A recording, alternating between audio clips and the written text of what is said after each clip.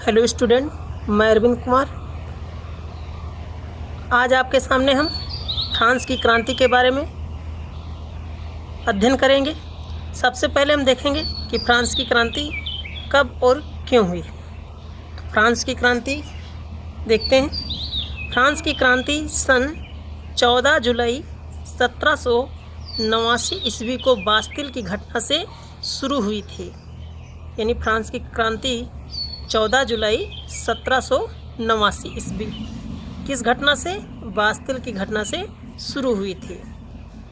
France की क्रांति यानी फ्रांस का एक वर्ग पादरियों, सामंतों और उच्च पदों के अधिकारियों जो वैभव एवं विलासतापूर्ण जीवन व्यतीत करते थे, परंतु वहीं पर फ्रांस के साधारण वर्ग की जनता की अत्यंत शोचनीय, दंडनीय एवं बदहाल दशा थी। इस कारण फ्रांस में फ्रांस की क्रांति की घटना घटित हुई। वहाँ का जो राजा था, राजा बहुत ही निरंकुशता, दुर्व्यवस्था और कुशासन से परिपूर्ण था, जिसके कारण फ्रांस की जनता ऊब चुकी थी।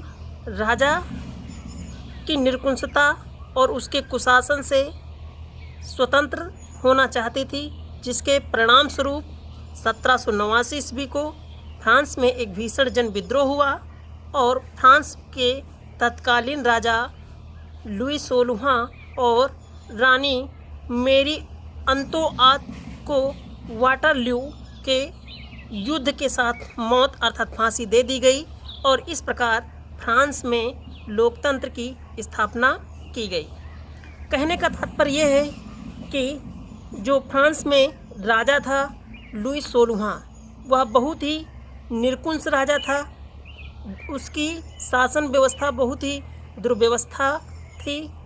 वो जनता पर बहुत ही दयनीय दृष्टि से अत्याचार करता था और उसकी रानी भी, जिसका नाम था मेरी अंतोआ था, वो भी जनता पर अत्यधिक अपना कुशासन करती थी। इस कारण फ्रांस में जनता उन राजाओं से ऊब गई और उनको फांसी दे दी गई और फ्रांस में लोकतंत्र की स्थापना की गई। नीचे हम देखेंगे कि फ्रांस की क्रांति के कुछ कारण हैं। वो कौन कौन से कारण हैं? सबसे पहले राजनीतिक कारण। राजनीतिक कारण यानी राजनीतिक कारण राजा की निरंकुशता, अयोग्यता के कारण हुआ।